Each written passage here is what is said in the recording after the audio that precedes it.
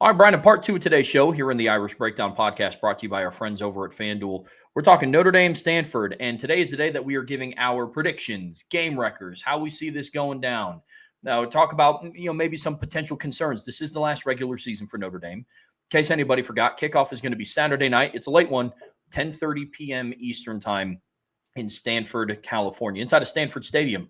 Right now, Notre Dame is favored by 32.5 points. The over-under set at 51.5 by our friends over at FanDuel. So, Brian, this is it's the last regular season game, and as crazy as it is to say, who would have thought? But here we are. Here we are. Last regular season game of 2025. It's a little weird, to be honest with you, how quickly this season is gone. But yet at the same time, you start thinking about the A&M game and the Miami game, and to a degree, they seem like yesterday, and to a degree, they also seem like they were a long time ago. It wasn't that long ago we were hearing about all the who's going to start at quarterback discussion and all that other kind of stuff. So, it's been a very interesting few months, to say the least. And now Notre Dame gets one more shot to go out there and kind of make their case for why they should be in the college football playoff. So, and they get to do it against a rival and do it against a team that has been tough at home, 4-1 at home, 0-6 on the road.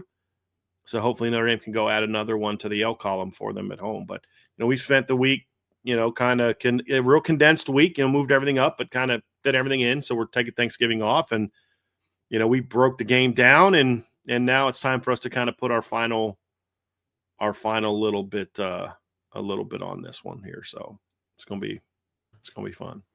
Going to put our final stamp on this one, man. I'll get us kicked off with predictions here. I have Notre Dame winning this one. I have them winning 52-7, and I think that the level of dominance that we saw against Syracuse will carry over. And I'll explain what I mean. Like, look, Notre Dame has one final opportunity to make an impression on the committee. I think it's all Notre Dame from start to finish, and I think it's going to resemble Syracuse, not by final score. Obviously, I don't have Notre Dame winning 70-7, nor do I think they're going to start off the game pick six, block punt for a touchdown, pick six. Yeah. Wouldn't be upset if that happened, but I'm talking about it's going to resemble Syracuse by the level of dominance, not by the final score margin. Notre Dame is a team that's hot right now, and they need to show the committee in their final opportunity that they are still hot and need to go and prove that in the postseason. I think Stanford, like a lot of the other offenses that Notre Dame has faced, I think Stanford's going to struggle to get the ball in or near the red zone. Brian, what was that you said over the last two games? The first team defense has allowed 3 points, and that was when they got the ball inside of basically in the red zone. Against Pitt and Syracuse, the first team defense allowed a field goal. That's it. It was a 37-9 game. Pitt scored at the end of the game against the backup defense. The only touchdown of the game was a pick six by Pitt's defense. And then the only points they allowed against Syracuse was the touchdown at the end of the game, also within the last 5 seconds of the game, against the backup defense. And then Pitt's field goal that Notre Dame got. So, and they only scored 6 points against the offense because the defense got those points back. And Pitt, so I'll put it like this. Notre Dame's starting defense has outscored their last two teams' starting offenses. I'm dead serious, because Notre Dame got a pick six against Pitt. That gives them 7. And then Don Schuler returned an interception for a touchdown. So Notre Dame's defense scored 9 points against Pitt. Pitt's starting offense scored 3. Last week, Notre Dame's starting defense scored 14 points. Syracuse's starting offense, entire team only scored 7. So, that's pretty good. But the only touchdown drive the first team defenses, or scoring drive the first team defenses allowed, was a field goal drive that literally where the offense did not get a first down. Good. Went 3 in field goal, 3 plays field goal. Because they started 12. That's so impressive. And I think the other thing that makes this game a little bit more interesting too is throughout Marcus Freeman's tenure, for all the great things that they've done, they haven't really finished the regular season off in a crazy strong note in terms of dominant performances. They obviously lost in 2022 in their final regular season game against USC. In 2023, yes, the final score was 56-23. At one point, that game was 16-14 with a Stanford lead. in the final regular season game of 23. And then in 24, it was great. They capped off their 10-game win streak. That win all but secured their spot in the college football playoff. The defense gave up 35 points. And to the standard of what Marcus Freeman expects from this program, didn't really live up to that standard. Yes, I understand it's a rivalry game. You throw out records and all that, but it still brings it up in conversation that Notre Dame hasn't really finished the regular season off in that dominant fashion under Marcus Freeman yet, something that I know he will hold a grudge against. I know he knows that. He doesn't need me to say that out loud. I think that that streak comes to an end on Saturday. Like I said, I think it's all Notre Dame from the jump. Notre Dame's offense is poised for a really explosive performance for a couple of different reasons. One, it's Jeremiah Love's final push for the Heisman. And then you mix that with Stanford's bad secondary. I think that's just a recipe for a big night from Mike Denbrock's group. I really do. Stanford's secondary is just not good. I know CJ Carr is itching to get on the field and light it up because he finished the Syracuse game with 9 passing attempts, and everything that we've heard is he's the ultra competitor. He wants to take the big shot every play. If he lives within this offense, he's going to get big chunk plays in both the pass or the run game. And then I just defensively, I think they completely shut down the struggling Stanford offense. Like we painted the picture yesterday, there are still some individual players that you have to keep your eye on. I think that in the trenches, especially on defense, Notre Dame's defensive line is going to give Stanford's offense a really hard time. I think by all intents and purposes, this game will be over by halftime. So I have Notre Dame winning this one big, 52-7. We're close. I have Notre Dame winning 56-10. I don't normally predict like giant blowouts like this, but I think we've learned the last couple of weeks, like really last 3 weeks, this team is. It's like when a team does something once, maybe even twice, you don't really get too like, okay, it's a nice streak, but you're now 3 games in a row. I mean, they destroyed Navy. They destroyed Pitt. They destroyed Syracuse, and Stanford's a lot closer to Syracuse than they are Navy and Pitt. So, I think there will be a little bit of maybe an early game lull. Maybe Notre Dame's offense only scores on once of their first couple possessions, and maybe the defense allows a couple first downs early because, Stanford's going to have some things designed for them. But there's the West Coast travel. They just haven't started well out west. I mean, against Stanford, but they did start pretty well offensively the last time they were out in California.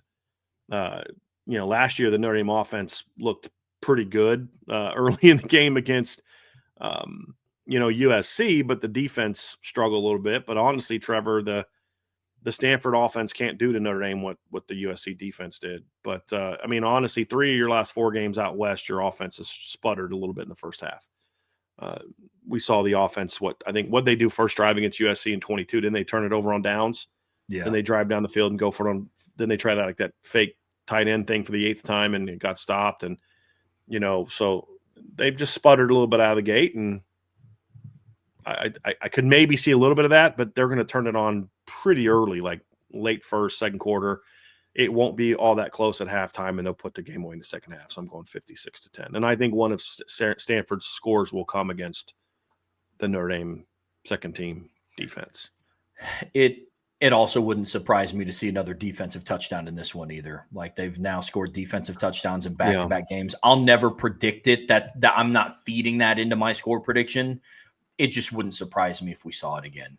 Mm-hmm. I think this defense is still very much geared towards like, hey, ears back, let's do this thing. We're hungry for more. So you're 56-10. I'm 52-7. Those are our final score predictions. Brian, let's talk some game wreckers here. And like we do every week, we're going to divvy it up into offense and defense. So I'll get us kicked off here with offense. The first one is CJ Carr. The way that my common theme here for game wreckers is not, you need this player to play the game of their lives to beat Stanford. That's just not where we're at. But I am looking at this of getting them into a rhythm for the postseason. I am, like I said last night in the playoff show, I'm very confident Notre Dame makes the playoffs. We can talk about whether they host or they're on the road, but I'm very confident that they make it. So do things in this game to get the players that you need in a rhythm for the playoffs. And that first one for me on offense is CJ Carr.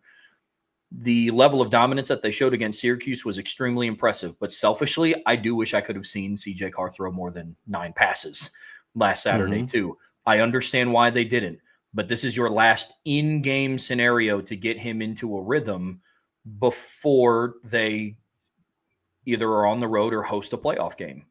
In fact of the matter is before against Pitt, CJ did some really good things. He also had some pretty bad mistakes, but then the game before that, he looked really good against Navy in the snow.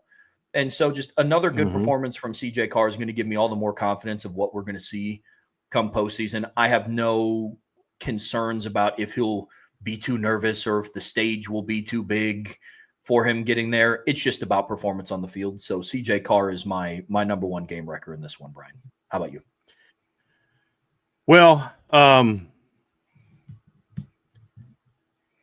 yeah, I mean, I was kind of thinking about Jeremiah Love again, but I really think you're going to need CJ Carr to come out in this game and really thrive. I do. I think that he's going to have to be, and maybe this is wishful thinking more than just how the game is going to go. I mean, maybe they just come out and just run all over Stanford like they have the last two games they've played.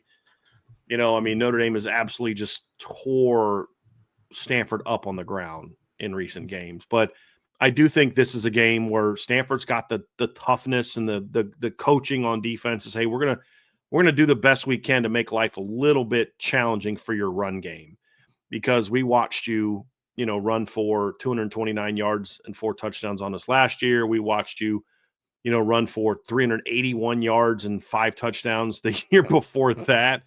I kind of think they're gonna maybe have an idea of, hey, maybe we should try to stop this a little bit. And you're gonna need CJ to make good decisions. I mean that includes so many things. That includes making sure the run game's going in the right direction, making sure that they're checking out of things, checking into things. But at the end of the day, CJ's gonna have to come out and hit some big throws and move the chains when he needs to, but then hit some big throws down the field and say, hey, look, if you want to come out there and try to take away the run game, we're gonna make you pay for it. And that's what I think it is. Because look, if this game is going to go the way that you think it is, what you said, what 55 to 3, 52 to 7, 52 to 7. I 56 to 10 for me. If this game's going to go the way that I think it's going to go, that means CJ Carr is going to have to come out and throw the ball effectively. I don't know that Notre Dame can score 56 points in this game without that, unless you do get multiple, scores on defense. And when I mean scores on defense, I mean either a direct score on defense or, a play that sets you up to score. I think of like Jordan Patelho, blocking a punt with Syracuse back deep and recovering a punt at like the 2-yard line back in 2022 against Syracuse, if you remember that. And obviously you also had a pick 6 in that game from the safety. Joseph. Yeah, Brandon Joseph had an early pick 6, on the quarterback in that game. So, your defense helped you out a lot in that game, and you're able to score a lot of points, even though your offense wasn't really doing a whole lot in that game at times. So, I just think CJ is going to come out and play at a very high level in this game and finish the regular season at a high level. That could be me wishing it to be true, and that is me wishing it to be true. But I also think just matchup wise, this is a secondary giving up just south of 300 yards passing per game. Yeah. And, they've played some good quarterbacks and they've played some good receiving cores, but I think you can absolutely make a case that this is the best quarterback receiver tandem that they'll have played all year. With all due respect to, Miami's in that conversation. They played Pitt with Mason Heinzel. They played Virginia in that group. But I still think the combination of CJ Carr plus the receivers plus Eli Raridan plus the running backs out of the backfield is the best quarterback skill player combination that Stanford's played all year.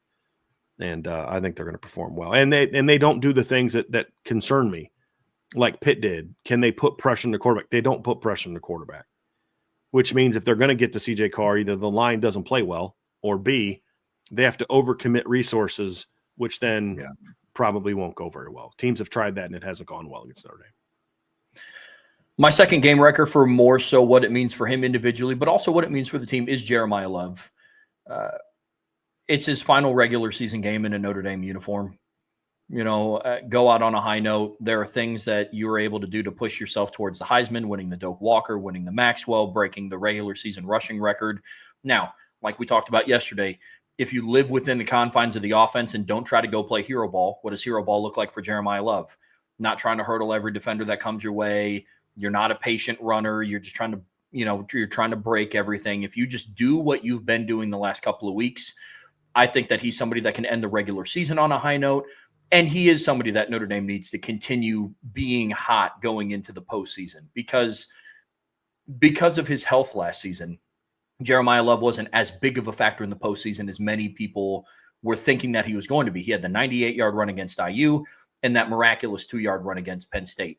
In between those, defenses kind of held him in check because he wasn't 100% healthy. Now, that didn't stop him from a 98-yard run or hurdling, King, the linebacker from Penn State, or that insane 2-yard run. But you need him at 100%. You need him gelling.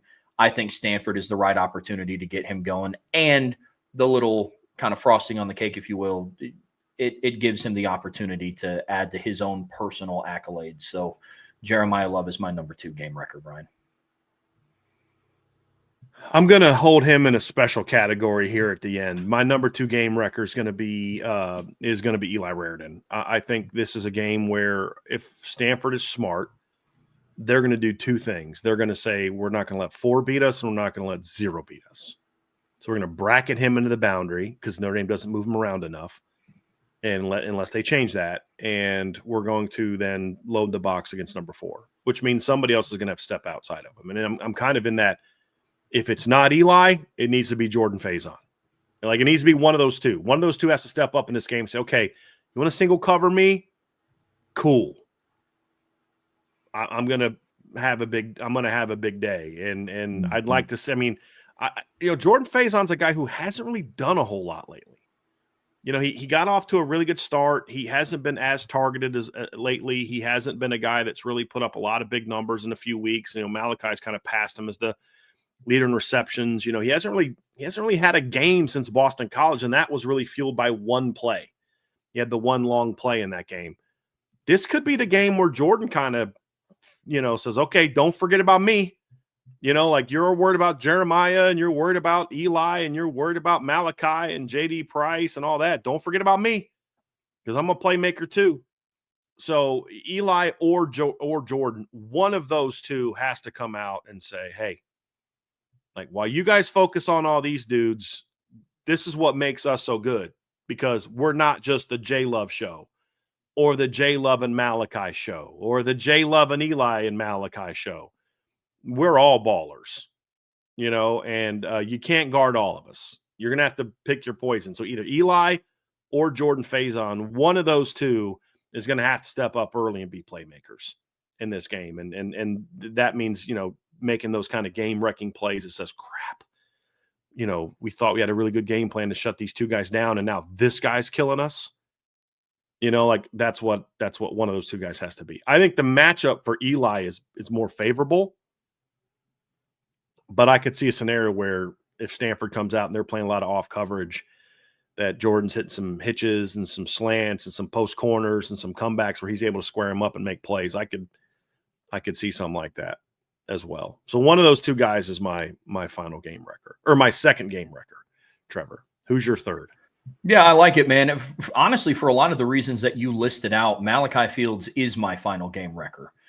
Couple of reasons. One, sticking with the common theme of getting people ready for the playoffs. And you brought Malachi Fields in for a reason. I would be lying if I told you that I thought that reason was to beat Stanford. But that reason was to bring him in is to have him ready to go in the postseason. What I'm going to be very interested to see in this game is, what does Mike Denbrock continue to do to get him the ball in different ways? I'm not talking give it to him on jet sweeps, but I like some of the things that they've done the last couple of weeks, moving him around into the slot down in the red zone. Against Syracuse, we saw him on a slot fade. I want to see more of those things, because it won't be a secret come the postseason that they're going to try to load the box to take away the run against Jeremiah Love and bracket Malachi Fields. I think this is their opportunity to then work on those things, in addition to what you're talking about of 9 has to get involved, 6 has to get involved, 2 has to get involved. Ideally, in about a month, 1 starts getting involved. But you will need Malachi Field to make some plays while he is still being bracketed. Don't put the ball into harm's way and just throw it up into triple coverage and say, well, 0's down there somewhere. But you are going to need to find ways to have him be an effective part of the offense. And so that is why I think that he's going to be my third game wrecker, because this is now the opportunity to continue to work on some of those things. So agree with everything that you're saying, but for also a lot of those reasons, Fields is my third. How about you, man? I'm going to not use one player for my third. I think that the Notre Dame offensive line has to have a day. I think if they're going to here's why. I'm not putting Jeremiah Love in my game record category because we know, and everything you said is fine. I'm just doing something a little bit different this time. Yeah. Last regular season game. We know Jeremiah Love's that dude. We know that Jeremiah Love is the best player in college football. But a great running back can only do so much. I've only ever seen one great running back do something with not a lot around him, and that's Barry Sanders. And even he had Lomas Brown for most of his career, you know what I mean, who's a Hall of Fame caliber player. So, in my opinion. So I'm going to look at it like this. The offensive line stepping up and showing that they want to be the fuel to Jeremiah Love's final Heisman push is going to tell me a lot about Joe Rudolph's room.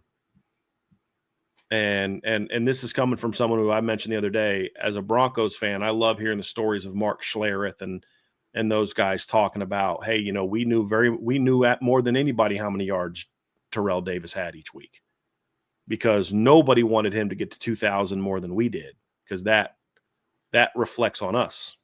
Yeah.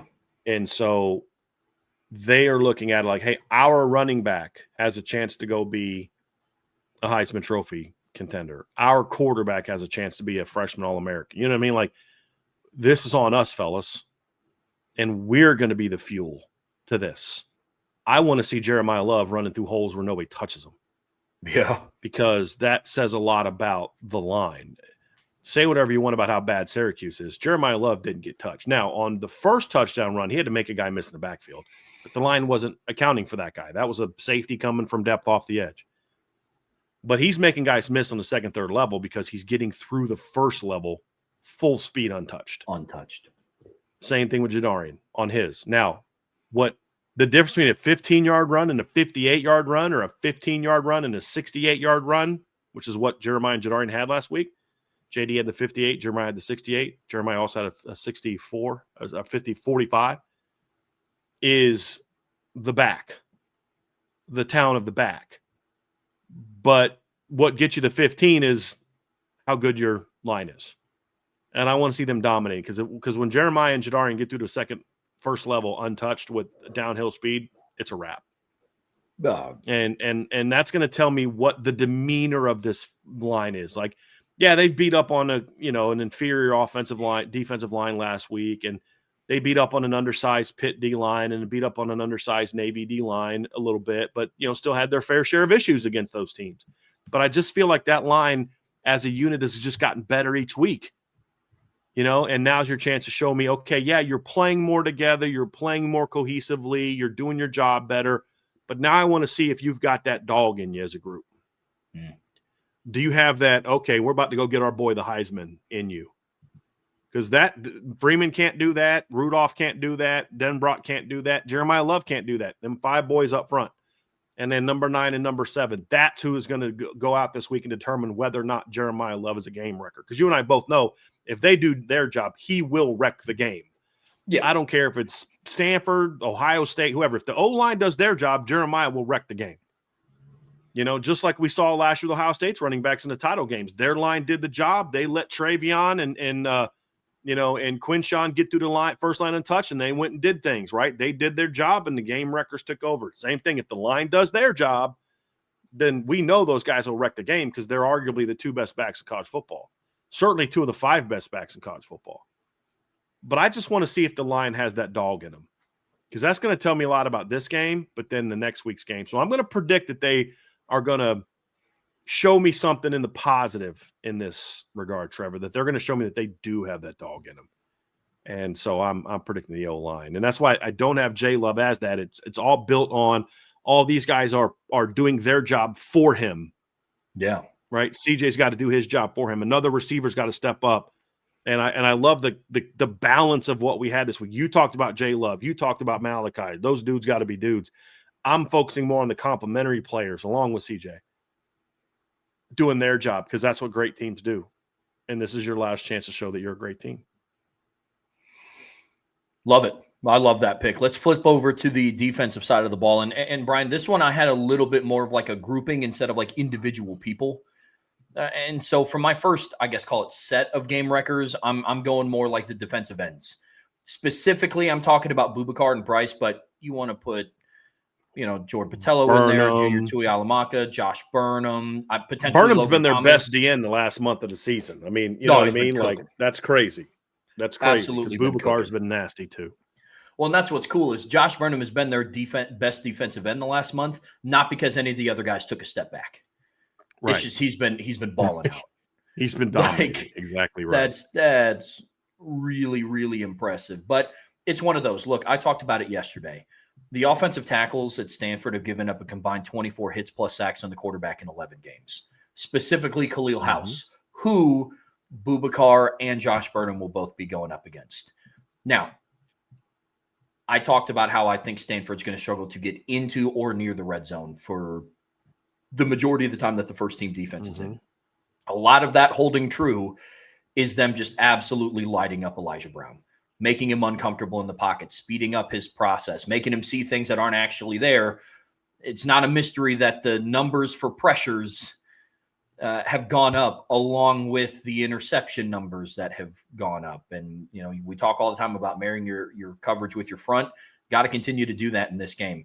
So one of, if not multiple of Boubacar, Bryce Young, Josh Burnham, Tuialamaka, Jordan Patello, potentially like a Logan Thomas, depending on what they do to replace KVA, a Jalen Sneed, somebody off the edge or multiple people off the edge are my first set of game wreckers here, Brian. I normally start front to back, but I'm going to go a little bit different this week. I'm going to go for, there's a lot of angst about losing Kingston Biliama-Asa, rightfully so. Great player. I got to say this too. What I found interesting this week is whenever all the Notre Dame players kept talking about Kingston, do you ever notice the first thing they never said was never about football? The first thing coach or player, teammate, whatever, the first thing they said, they start talking about him as a young man. Like, that is something I hope his parents recognize. Like, wow, these people don't talk about him as a football player first, because what a great job they've done of raising him as a young man. But it speaks volumes about the respect his teammates have for him as a leader, as a player, as a person, more so than just a playmaker. I just thought that was interesting to point out. Having said that, I think the linebackers as a whole, but I'm going with one linebacker in particular, Jaden Alsbury. And I think Jaden Alsbury, like, y'all do know I start, right? Like, you do know that I'm the starter at will linebacker, right? Like, all this talk about how good Drake is, and Drake's been nasty in the last 9 games. All this talk about how good Kingston is, and he's been nasty. Don't forget about me. And this just kind of strikes me as one of those games where I don't think Jaden Alsbury is the type of young man who is like me. He's not like me, and that would be my mindset would be, oh, you guys want to talk about him? I'm going to show you I'm the man. Like, that's kind of my mentality.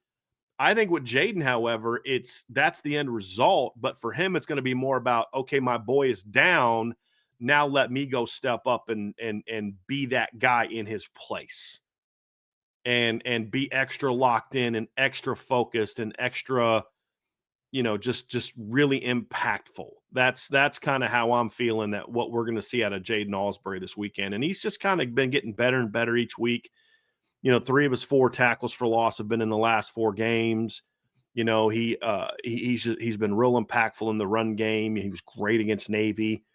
I just have a feeling that this is going to be a game against the Stanford ground game where Jaden Alsbury is going to be like, hey, I got this. Don't worry. You know what I mean? Like, we know KVA's out. We all got to step up. I got this.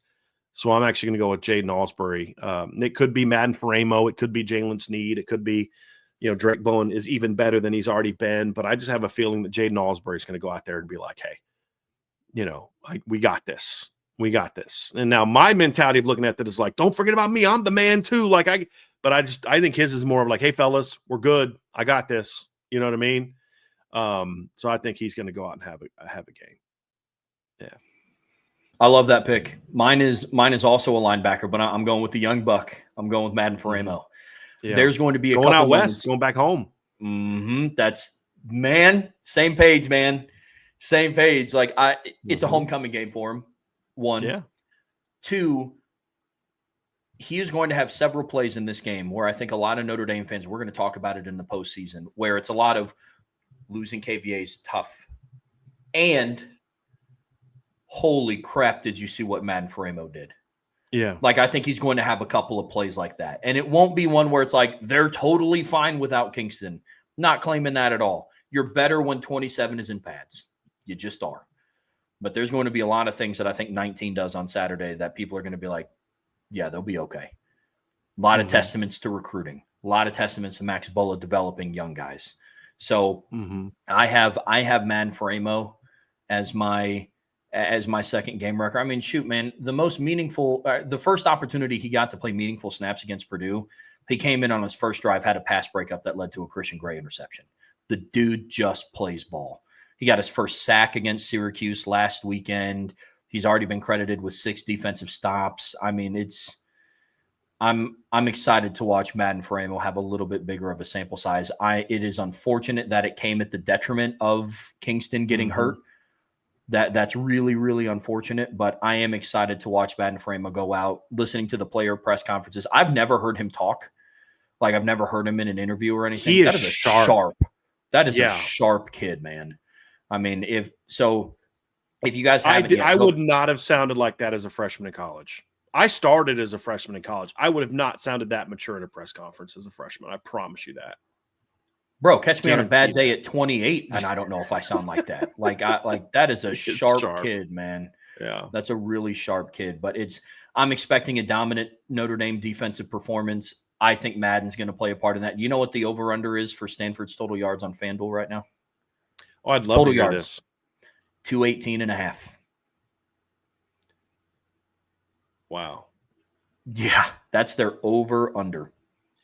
I'll be honest with you. If this team has the focus I think they're going to have, I would take the under. I would too.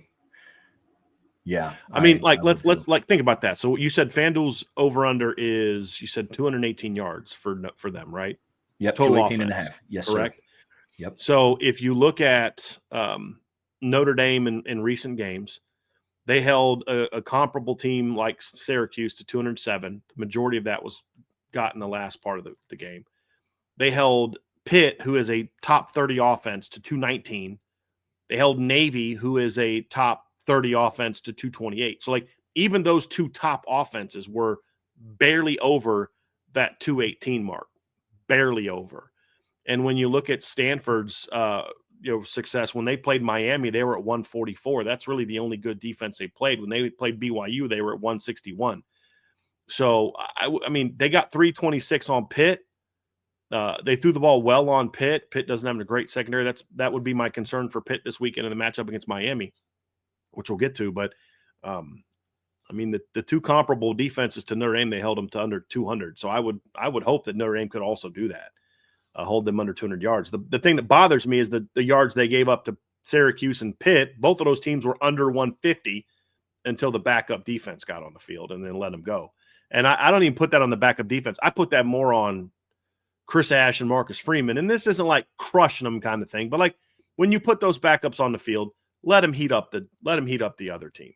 They're still trying to score. You should let them go after them. Turn them loose. Let the linebackers blitz, do all that kind of stuff. Let them go out there and completely shut that team down. That's what I'd like to see. And it's also partly on Mike Denbrock and Jaywan Sider. Because if your backup running backs would stop ripping off freaking 30 to 50-yard touchdown runs, your defense wouldn't be on the field so much in the second half of games. I mean. Chris Ash is just on the sideline. So go down. Kenny, take a knee. No. Nope, not happening. But I'm obviously being sarcastic with that. And that's not a criticism of Ash and Freeman so much. It's like, dude, heat them up. Stop letting these teams get these garbage touchdowns. But a lot of the metrics that are used nowadays look at like the FEI, the Fermo Efficiency Index, he takes out garbage time. So when he's doing his numbers for the Notre Dame defense and he's they're actually, I think they're up in the top 5. Let me pull up his defensive rankings. They're now the number 5 defense in college football.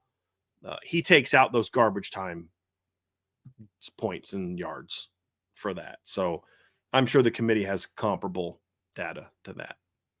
But yeah, my number 2, Trevor, is normally I start up front, but I think Jason Onye and Jared Dawson have been absolute monsters lately, and I think they're going to continue to be monsters on Saturday. I think they're going to eat up the Stanford interior.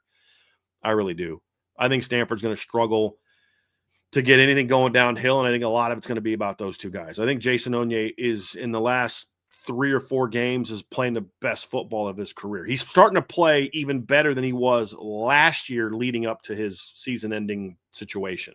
Remember when he's starting to really flash? He's playing even better now than he was then. And I love that for him. His best friend on the team is Gabriel Rubio.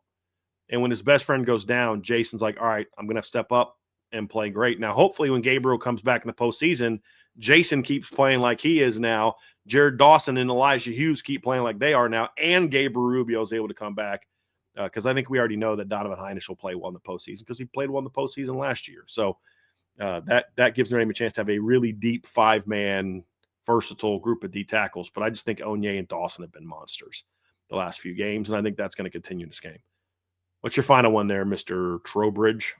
Final one, I'm going with Jalen Stroman. He's making a back-to-back start, and he's coming off of just a superstar performance against Syracuse on Senior Day. I think that he now has the opportunity because he would rotate in. It's not like once Tay Johnson got inserted into the starting lineup, he just completely stopped playing.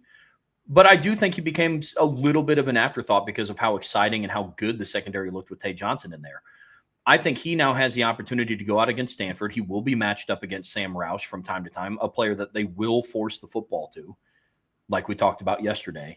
I think Jalen Stroman has the opportunity to say, like, hey, guys, like, the safety rotation is now definitively 4 guys. It's Adon, Tay Johnson when he comes back healthy, Luke Talich, and me. And we're now all interchangeable, And so I think he did a fantastic job against Syracuse to kind of, I hesitate to say like regain a lot of confidence because obviously the coaching staff was extremely confident in him to start.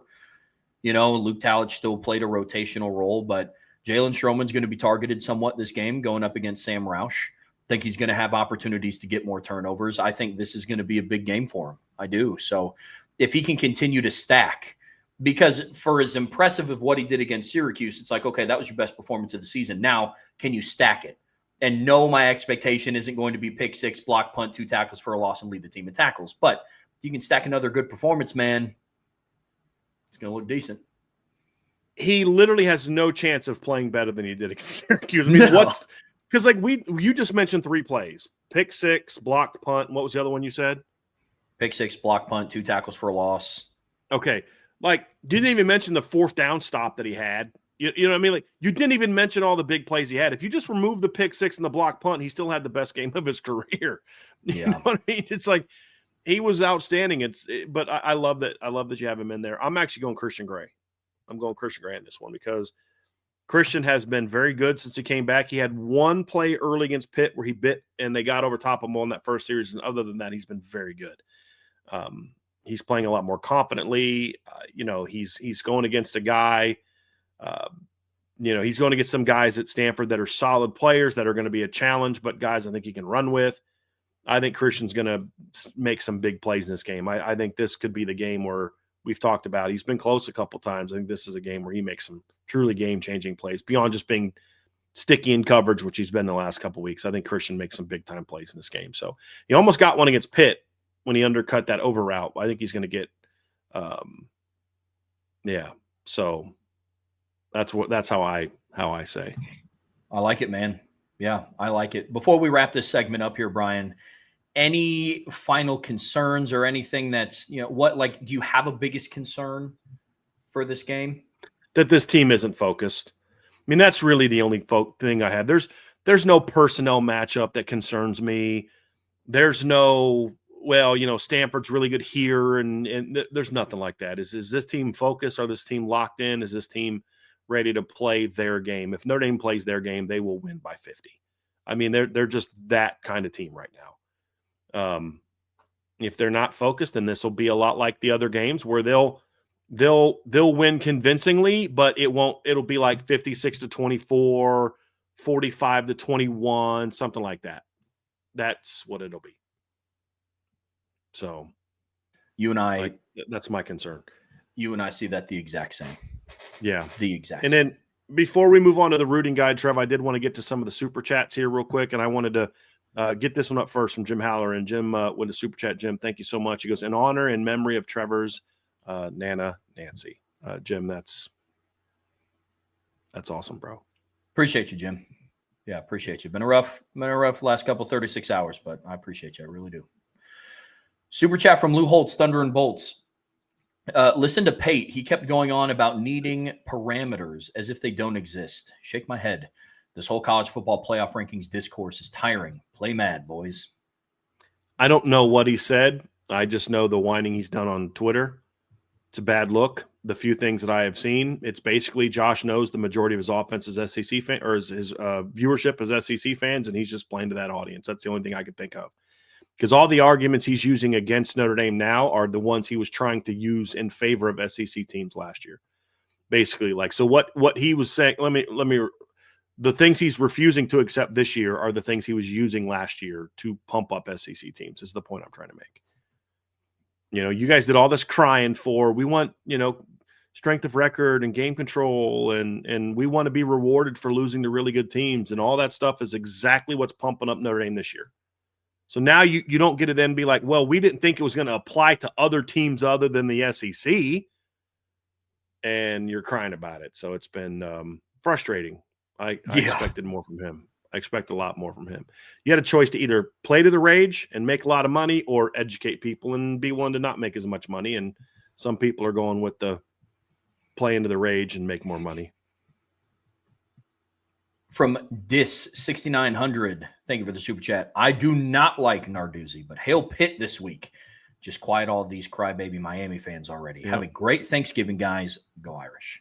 I've so been. This is a great one. I appreciate the super chat. Trev and I talked about this on the phone earlier, and he's been here for a while, and I'm finally around to that. I very much, Trev, you've been in the I want to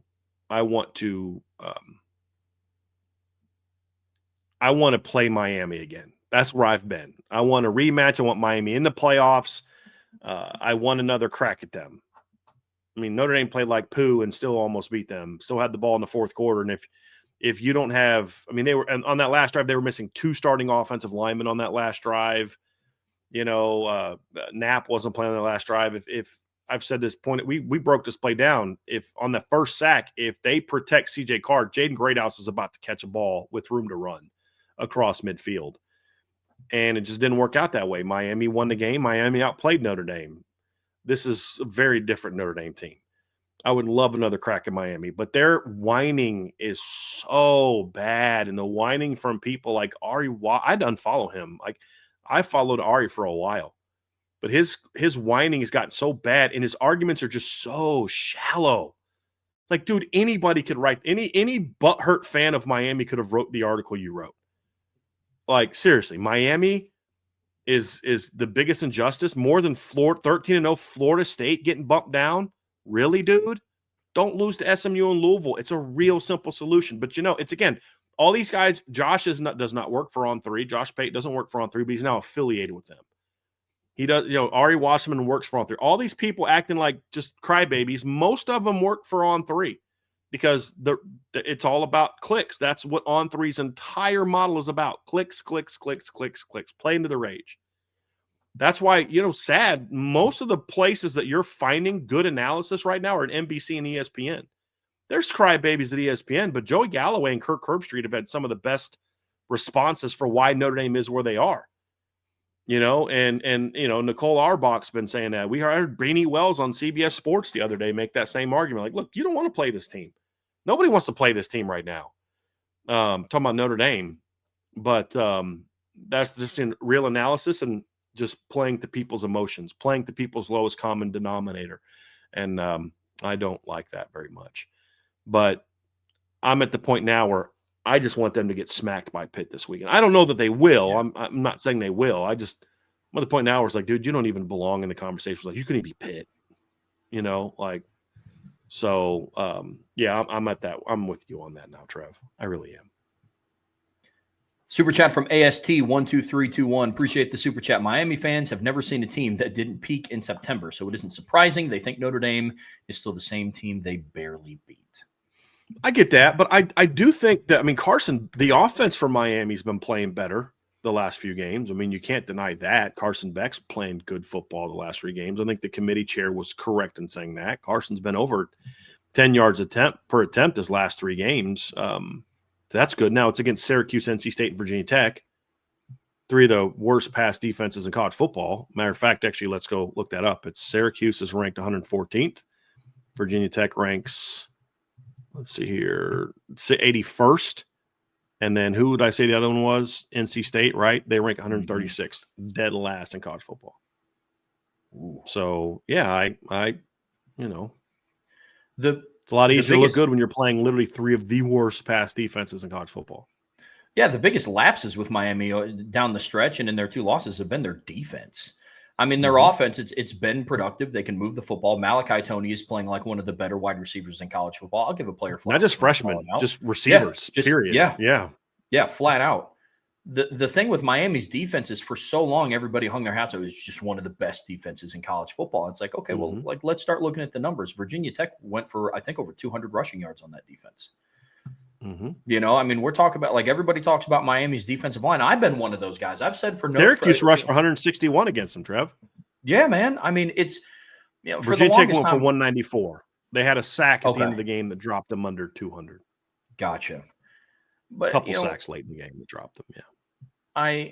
Throughout this regular season, I talked about the level of opponents that Notre Dame's offensive line was going to face. It's like they don't have a Reuben Bain, they don't have an Akeem Mesidor. Well, you go and you look at some of the numbers, and something that I think Miami fans aren't really going to want to admit is Notre Dame's defensive line and defense have been more productive getting after the quarterback than Miami's. Just flat out. So I did the numbers on this. Notre Dame has 20 more pressures, but Notre Dame's also faced more dropbacks. But if you look at the success per dropback, Miami's at 60.3%, Notre Dame's at 60.6%. And if you look at Notre Dame was not getting after the quarterback the first 4 games of the season. If you look at their success rate the last 7 games, it's way beyond Miami's. But you don't just drop 4 games because they don't fit your narrative. Totally. You add it all together. But even with those 4 games where the defense was not as aggressive as it is now, even if you count those games, Notre Dame has still a better success rate when it comes to pressures. And better success rate in the 2 common opponents they've played too. So a lot of the holes. Yeah, a lot of the holes on Miami's defense that we talked about in week 1 that we wanted Notre Dame to take advantage of, those are starting to rear its head again.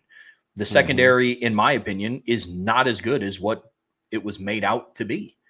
I mean, CJ Carn's first start went for over 200 yards as a redshirt freshman on the road.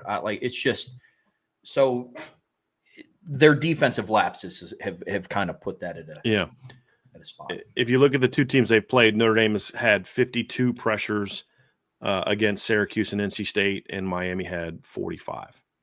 And if you look at the success rate, Notre Dame was at 65%, Miami was at 61.6. So even the 2 common opponents. Now, did Miami D-line kick Notre Dame's butt in the opener? Absolutely. Sure did. But we haven't seen them do that since then.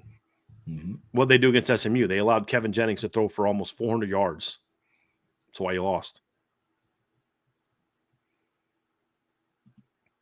Super chat, Lou Holtz, Thunder and Bolts. Appreciate the super chat. Who in the top 15 is most likely to go down on Saturday?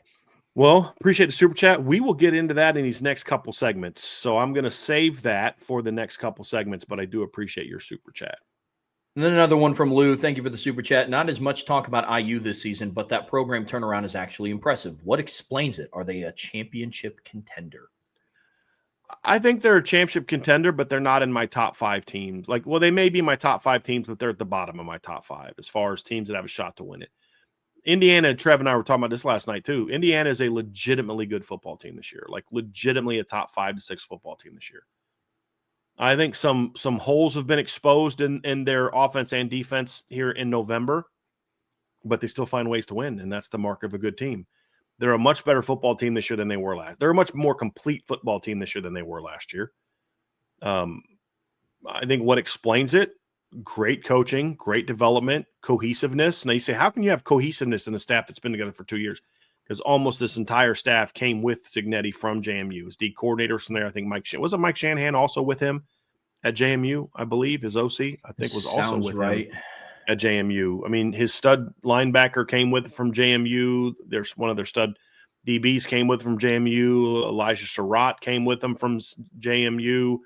You know, and so you had you brought a culture with you, and you brought players with you that could help establish that culture. And you went out and found the right players that fit into that culture from the portal in both years. I mean, you know, that culture is about blue collar toughness, taking coaching, being a guy that's willing to go into a street fight anywhere, any place. So what do? You go out and get Pat Coogan from Notre Dame, right?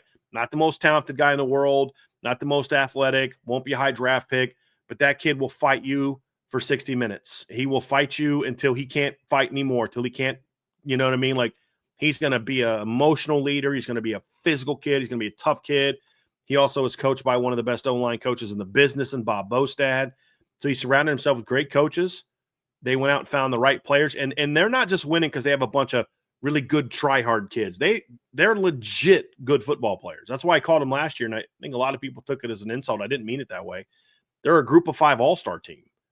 I meant that as a compliment. Like, there's a lot of NFL players at the G5 level. He got a lot of the best of them to come with him to Indiana. And those guys will be NFL football players. And so I think they've done a great job there. And I think the win over Oregon, as we talked about at the time, was the one win that showed, like, okay, they're legit, because that was not a fluky win. If anything, Mendoza's pick in the late in the game is what kept it from being a blowout. I mean, they outplayed it. I mean, it was close-ish early, and then Indiana completely put them away. You know, Penn State win. Everybody looks at the Penn State loss like, oh, that's embarrassing. Penn State sucks. I'm like, yeah, Penn State's not a good team, but Penn State's talented. And that game, they were playing like the Penn State team we thought they were going to be when the season started. And Indiana's found a way to win. And that's the mark of a good team, that you can win ugly. They're not all going to be 40 points. Because if you win every game by 30, 40 points, it means you played nobody. You know, you need some of those wins, like the USC game for Notre Dame, 10-point win. It was not always pretty, but they showed they could win ugly. And I think that's important. Yeah, I do too, man. I mean, there's a lot of similarities between this IU team and like Notre Dame in 2018. You know, like I think that they're built relatively similarly. They're good in the trenches. Offensively, they have a decent run game. Like, once Dexter came back in 18 for Notre Dame, their run game really started to turn around. I think Roman Hemby and the Kalon Black kid is a good running back duo in the backfield. Mm-hmm. Ian Book and Fernando Mendoza are having relatively similar seasons. You have Omar Cooper Jr. and Elijah Surratt. That Notre Dame team had Miles Boykin and Chase Claypool. Defensively, they're headlined by a lot of really good, experienced players. I mean, you got Tavon Coney and Notre Dame in 18, Aiden Fisher for IU this year. Julian Love was kind of like their version of D'Angelo Pons. Like, there's a lot of similarities. Now, I agree with you that it's been impressive. I think that they are a championship contender, but I'm also willing to concede that I think that there are better teams than them as well. Mm-hmm. But they're in the mix. But a lot of similarities between that Notre Dame 18 team and this IU 25 team, in my opinion. And that's a compliment. I'm not saying that to be a bad thing. I would say this. If you were to ask me right now who the 5 best teams in college football are right now, I like throw out resume, just who the best teams are right now. I'm going to go Ohio State, Notre Dame, Georgia, Indiana, and Oregon. Texas Tech. Texas Tech. I think Oregon is arguing to be in the conversation, but I still don't know that they've answered the questions that existed that got them beat by Indiana. I don't think beating Iowa showed me a little something about that team, but I don't know that it showed me you're better than Indiana. But Oregon is they're 6 on my list. I think those are the 5 best teams in college football. Take resume out. Ohio State, Notre Dame. This is my order too. Georgia, Indiana, and Texas Tech. You could argue that you should flip Indiana and Texas Tech. I think that I still have a little bit more faith in Indiana's offense than I do Texas Tech's offense. That's the difference for me. If you can stop Texas Tech's run game, they're not as good. If you shut Indiana's run game down, they can still beat you. And that's the difference for me. And they both have very good defenses. Where does A&M rank in that for you? Just out of curiosity. Next after Oregon. Yeah. Like A&M's A&M deserves to be number 3. But they have more, I'll say this, they have more flaws than anybody else we're talking about here. Like that 30-3 falling behind to South Carolina 30-3 was a statement. You know, like they beat up Missouri team. I mean, they put LSU away, but they had a lot of bad mistakes early in that game that allowed LSU to stay in that football game. So I think A&M has some holes for me. Because, again, I'm saying take resume out of the equation. Now, if we're doing a resume ranking, A&M's third, if not second. Like based on resume. They deserve to be in the top 3. They just still have more holes, and especially without Le'Veon Moss. He's very different, and they just haven't played anybody that's been able to hurt them. That's I mean, they've had a lot of ugly wins. I mean, you know, barely beat Arkansas, which, I mean, that's not too much of a knock because almost everybody barely beats Arkansas. You know, they were in a battle with Auburn, you know, was not South Carolina. They've had a lot more of those type of games than I would want from a team at the top. Like, I think Indiana's undefeated. I don't think Indiana's undefeated if they had A&M schedule, because I don't know that they beat Notre Dame, but I just think that they might have. I think there's a lot of the top teams in college football that could have beat Notre Dame in week 3, game 2. But that's not the Notre Dame team that we are now. And what I don't mean is they've gotten better. I mean, they are literally doing a lot of different things now than they were then. I don't care what Chris Ash says at his press conferences. This is not the same defense, like not even close. That's where I'm at. Yeah, totally fair. I was just curious, see where I guess the power rankings are, the Driscoll power rankings. I like. Yeah, those. I mean, it's you've got to be willing to say, okay, this is who I think the best are, but then be willing to say, but that's not what I think the ranking should be for the college football playoff. Totally. You know, like Notre Dame doesn't deserve to be ranked ahead of Texas A&M in the college football playoff. You know, like, well, you know, what head to head. I mean, look, difference is I actually think Miami outplayed Notre Dame more than Texas A&M did. The difference is they didn't go lose to 2 mid-level SEC teams. Yeah. You know, like they didn't lose to Missouri. They didn't lose to Florida or Mississippi. Like losing to Mississippi State's the equivalent of losing to Louisville. But they beat Mississippi State 31-9, where Miami lost to that team. Losing to SMU would be the equivalent of them losing at Missouri, but they didn't. They won 38-17. Like that's the equivalent to what Miami lost to. So, like, that's the issue with Miami. If Miami plays their A game, they can beat a lot of people, but that's the problem with Miami is you don't know if you're going to get your A game from week to week. If Miami plays their A game, Pitt has no chance this weekend. None. Say, well, don't you think Miami will be motivated knowing what's on the line? I thought the same thing going into the Syracuse game last year. You're not wrong. Same thing going in the Georgia Tech game last year. Both in November. You just don't know what you're going to get from Miami. That's the problem. And the chair said it last.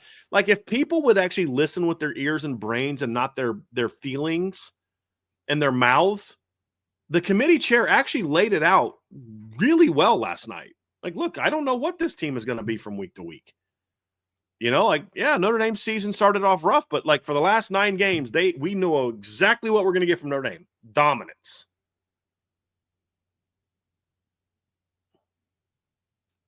They laid it out. Well said. Well said. Folks, that's going to do it for part. Oh, sorry. One more super chat. Thank you, Lou. We've known this team has the talent to beat anyone. Most of the year they've played like they know. Most of the year they've played like they know it. Recently, they're playing like they believe it. Yeah, I think that's a good way of putting it. I think another way of putting it for me is they're playing like they realize that they have to show it. Right? Like they knew they were good. I think they believed they were good. I don't think they knew what it took to actually go show it. And now I think they do. That's the difference. Well said. That'll do it for part 2 of today's show, but don't go anywhere. We're getting ready to talk about Notre Dame's rooting guide for this weekend. Then we're diving into a preview of the Friday games of rivalry weekend. But before we get there, hit that like, hit that subscribe, hit that notification bell so you know whenever we go live. Whatever streaming platform you listen to us on, we would greatly, greatly appreciate a 5-star review. But as always, the best way to support what we do here is subscribe to the premium message boards at boards.irishbreakdown.com.